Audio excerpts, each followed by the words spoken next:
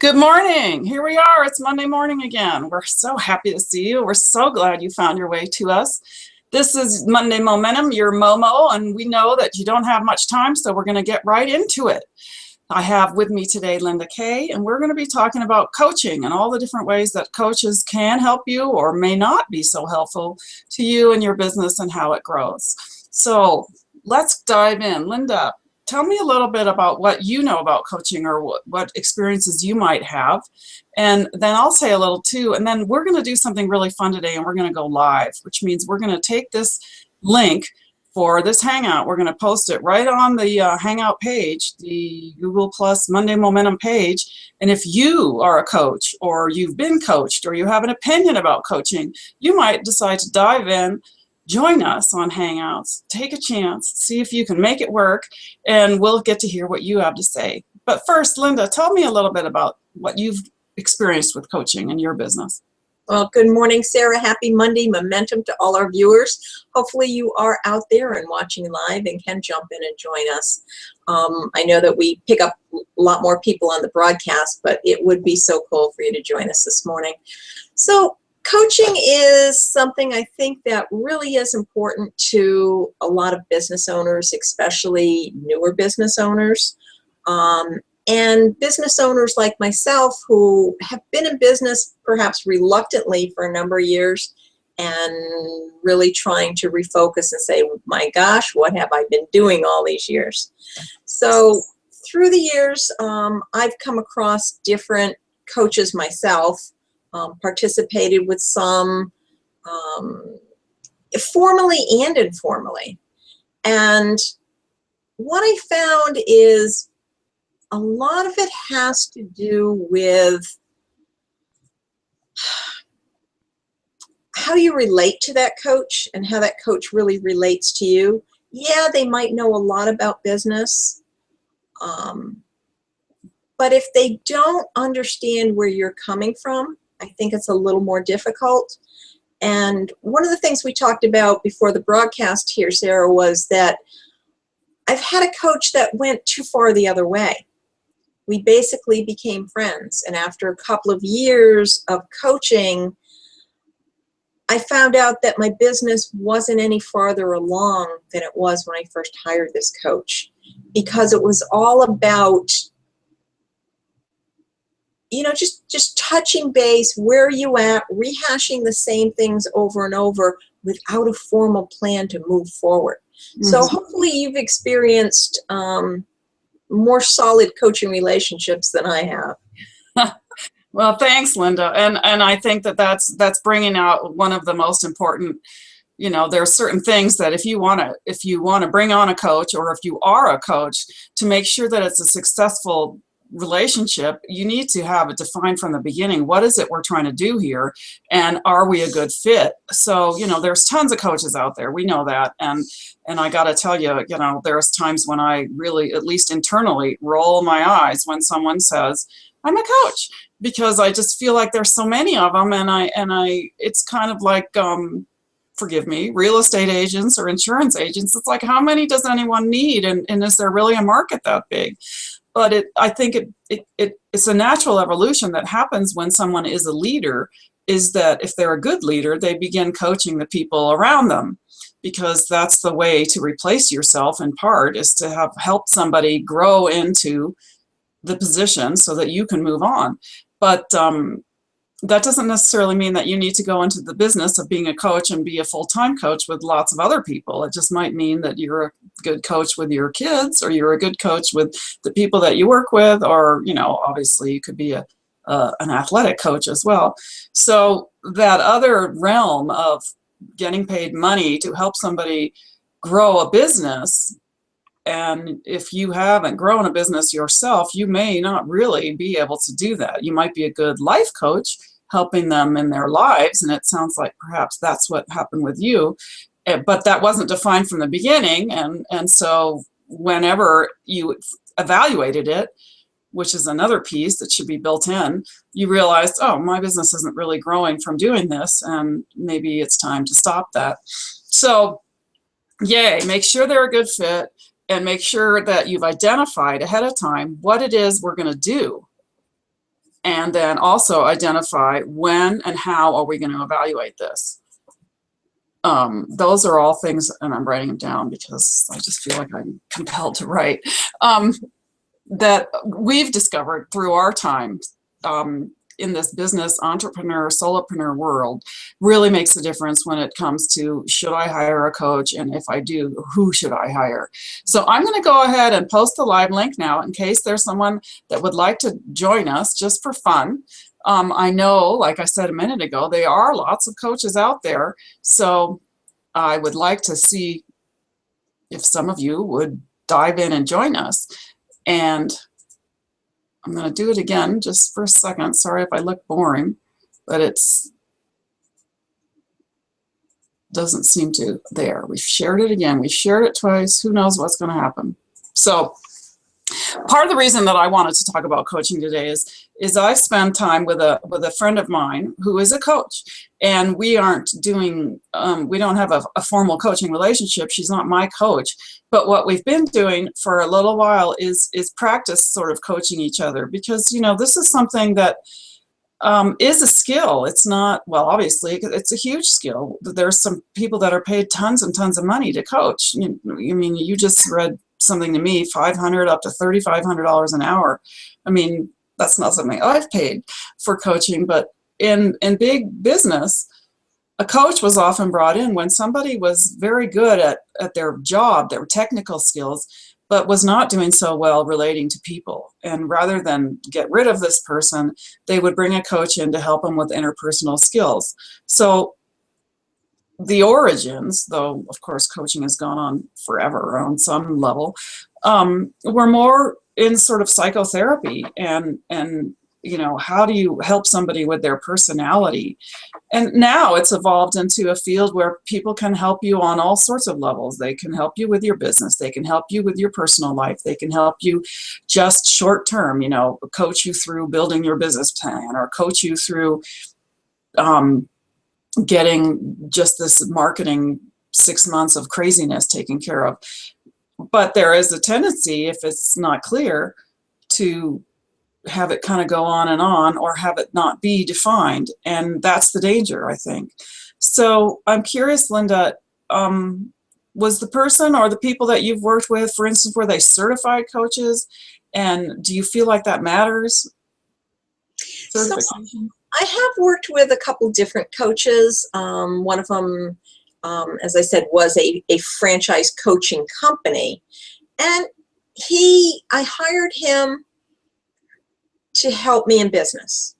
And he took the approach that he needs to help me as a person before he can help me in the business type thing. The other coach that I had for a couple of years, I hired really as a combination to help me grow my business. I had just hired a new employee. The employee had been out of work for a while. She was a little bit beaten down, but you know, her background was incredible, and I really wanted to bring her on board in my business. So I thought, I'm going to hire a coach that will help her with her personal issues, and therefore she'll be better for me as an employee. And then, oh, by the way, she was coaching me also.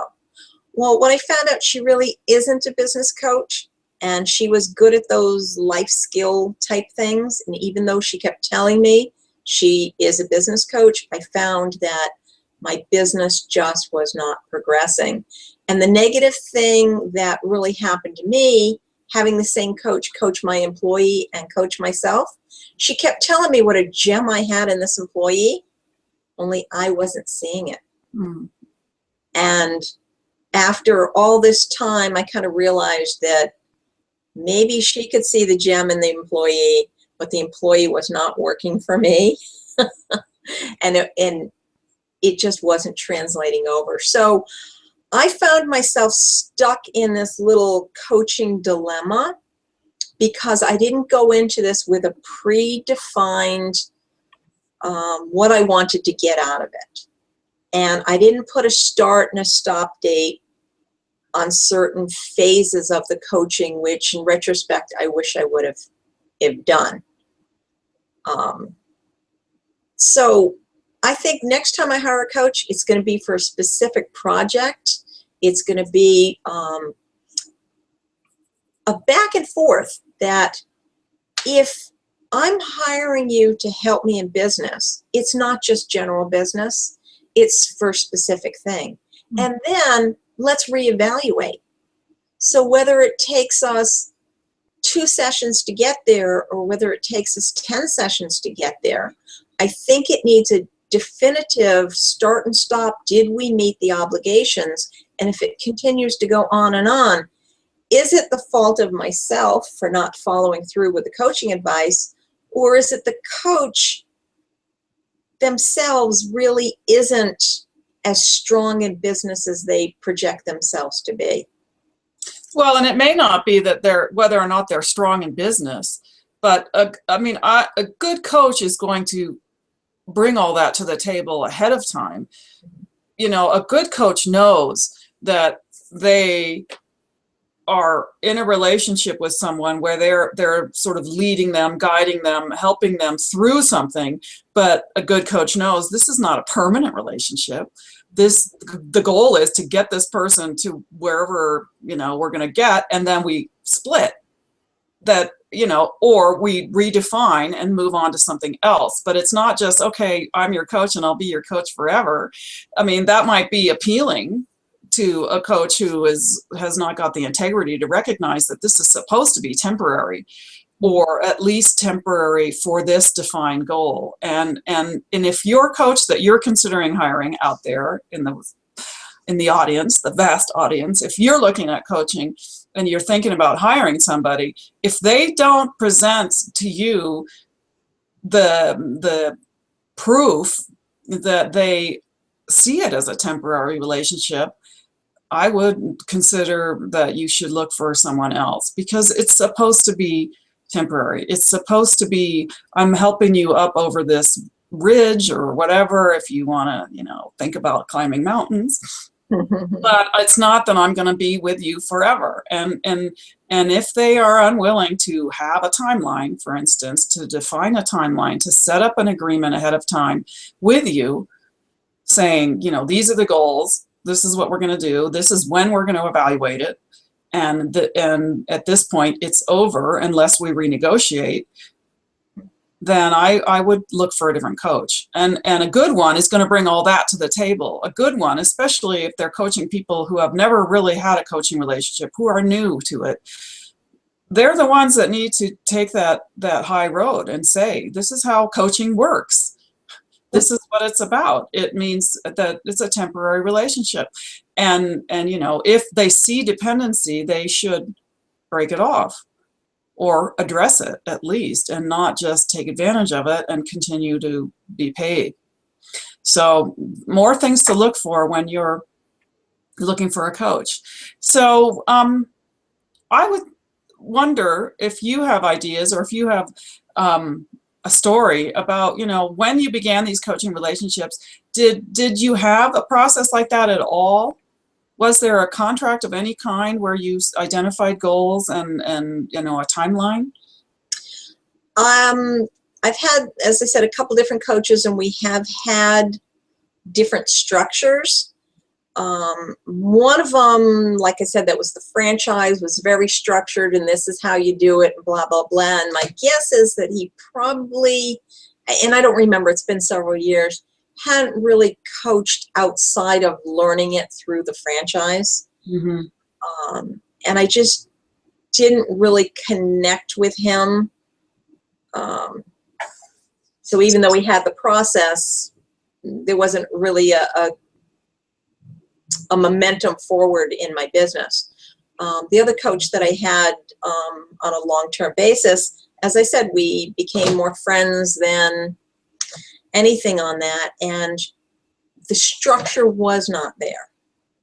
And to me, I felt that the coach was enabling me by asking me, you know, questions at the beginning of the coaching session. So what's going on in your world? Well, it took me a while to realize I have to focus on what's going on in my world to specifically what has progressed in my business. And I found out after the fact that, you know, my coach wasn't all that successful in business. And I think now if I were to pursue a new coaching relationship, I would want to know up front, when we have these sessions, are you taking notes on what I need to be accountable for? Are you going to hold me to doing certain things? You know, are you going to take responsibility for moving me forward?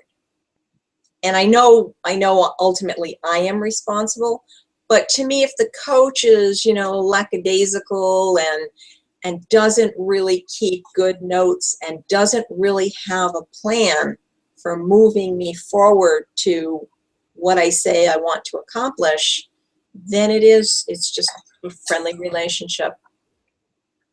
So a whole nother set of points. When you are looking for a coach, you want to perhaps, I mean, I don't think that every coaching relationship is tied to accountability, but it often is, especially, you know, if you know that that's an issue for you. And that's one of the great things that we get out of just meeting every week here at Monday Momentum. For the people that are regularly on our show, we, you know, before and after talk a lot about what's going on in our own worlds, and talk about, okay, you know, I said I'd do this last week, did I do it? So that accountability piece is very important for a lot of people to have success in their coaching relationships, and it's great to define ahead of time. And another point that you brought up is you know, I'm not sure if you directly brought it up, but to me it seems quite apparent that as you're looking at somebody that might be your coach, ask them for referrals or references, I guess is more, or testimonials. You know, who have you worked with before? What results did they get? I'd like to see that, but to see if you're a good fit for me. Because I think that, again, there is a danger that perhaps, especially if you're new to coaching and you're looking for a coach, you may hire the person that has the glitziest, you know, business card or website, or the one who has the lowest price point, and they may not be the best fit for you. So taking the time to really do your due diligence, even though the coach is in a position of authority, that doesn't mean that you're like mindless and you have no ability to make any decisions at all. And again, a good coach is going to encourage you to do that, because that's what they're trying to help you bring out in yourself. A good coach is asking you questions designed to help you find your answer yourself, not there to give you advice, not there to tell you what to do, not there to tell you what they would do, though they can certainly add that in once in a while, but they are there to pull out of you the best next move around whatever the topic is that you've agreed, you know, you've hired the coach for. And asking for references to other people that have done this, have used, you know, who else have you used, or who else, excuse me, has used you in regards to developing their business plan. And if they don't have anybody like that, then maybe they've never actually helped anybody do a business plan before. And if that's the case, again, I would encourage you to look for a different coach. One time I've done a little bit of coaching myself. I mean, I've been a coach person, I've been a coachee. And I did a package deal, so I think similar to what you were talking about, Linda. And the coach that was assigned to me really didn't appear to be any better at it than I would have been myself. It felt to me as though this person was not very far along in their career as a coach, that they had just begun perhaps. And so I was very disappointed in that. And I think that that's also a danger when you take on, you hire an organization that has many, many coaches versus an individual that has their own private coaching business. But don't be afraid to say, hey, you know, this is not a good fit. I want someone that's really going to push me, someone that's really going to help me, someone that really gets what I'm trying to work on here. And I think that that's important. And unfortunately, people that might feel like they need a little bit of assistance sometimes can be afraid to say, no, this is not the assistance that I want. I want a different kind of assistance. And again, a really good coach is going to spend time with you in the beginning of the relationship defining what is it we are working on here? What is it that's going to be success? How can we know that we've finished this job? And if they aren't willing to do that, I would say run and find a coach that will. So I'm curious about coaching in terms of certification, Linda. Have you worked with coaches that were certified? Because it's about 50% out there that are, or that believe that that's hugely important. There is no overarching single definition of what a coach is. It can kind of be vague, and they range all the way from lots of psychological training, former therapists, people that have really worked in that kind of field for a long time and have that deep expertise, all the way to people that have never studied any of that but have just maybe done well in business and feel as though they can help other people do well, or have gone through personal growth and feel as though they are able to help others do that, and may be very good at helping others without that training. Do you feel like the training is important, or certification is something that people ought to be getting before anyone should hire them as a coach? I personally do, but when I looked into coaching itself, because people had told me that I should become a coach, and I kind of looked into it, and there's a couple different organizations, and it's really not, some of the organizations doesn't take a whole lot to be a coach. You listen to some online videos, you pay your fee, you submit whatever it is, and boom, you're a coach. So I tend not to put a whole lot of stock into it, but if they haven't even made the effort to do that, then I would think twice. But I'm going to go back to a moment ago. You talked about the different price ranges and whether you can afford a coach. One thing that I found is group coaching. And group coaching with someone, a mentor or a coach who's a little farther along in their business, sometimes opens up the phone lines to multiple people at the same time. So you're not getting the individual one-on-one like you would hiring a coach directly, but you're getting the benefit of not only their wisdom, but the other people that are on the journey along with you. And I'm wondering if you have done any group coaching. Yeah, that's great. I'm really glad you brought that up, because I do think that group coaching can be a way to get some of the benefits of coaching without having to pay so much money directly. And, there's obviously a benefit to having one-on-one. You feel that you're getting direct attention because you are. But in a group coaching situation, you also have the benefit of hearing what other people's issues are and learning from that. And so, you may not get as much direct attention, but you also get a wide variety of other ideas, inputs, suggestions that you might not have gotten otherwise if it was just you and the coach.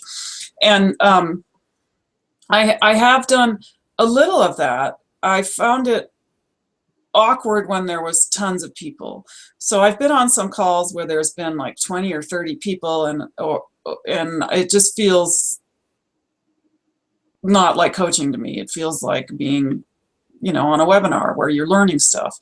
I would say it's maybe 7 or 8 people, if you have that many, where you have a chance to get to know each other for a while and are encouraged not only to learn from the coach but learn from each other. And then of course you have the potential for building relationships with other people that may be good affiliate partners, people that might be someone that you could work with in the future. And I think all of that has a benefit. And again, it can save money if you're working with a budget. You would like a little bit of accountability, a little bit of I don't know what the word is, but one of the great benefits about what we do here and some of the other calls that probably you are on, and I know I am, I have other things that I do regularly every week. When you're working at home, when you're a solo entrepreneur, your schedule can get kind of vague and amorphous, and what am I doing? What day of the week is this? So, and when you have some regular anchors that bring you back, okay, every Monday morning we have Monday Momentum. So that is fixed. That much I know I'm doing. It can really keep you under control, I guess is the word I would have. And that's partly accountability. It's just plain being more accountable to show up on Monday morning than not show up. If beyond that, we take the time to help each other with our businesses to say, okay, what's going on with you, Linda? What's going on with you, Sarah? Have you done those 4-hour thing you said you would do? And yes, wherever it is, I am doing it.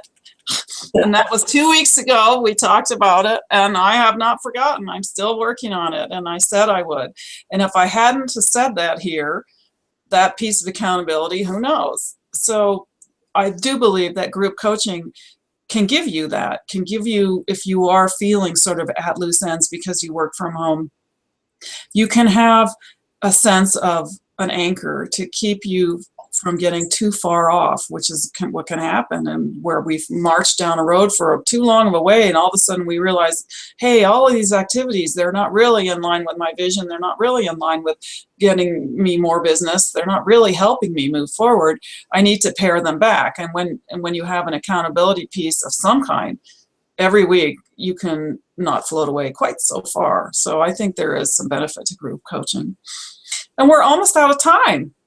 Wishing somebody would dive in, but who knows if I posted the link correctly. Google Hangouts, we just kind of don't always know what's happening. But I think it's been a great conversation anyway, and I'm really glad to have some time to talk about coaching because, I have had some experiences, and I'm starting up a new program later today where I will be a coachee, and I am very clear about what I want to get out of it, and I'm getting more clear all the time. And it'll be interesting to see how this first call goes, how it feels after that, and hopefully I can report back on it in the next couple weeks.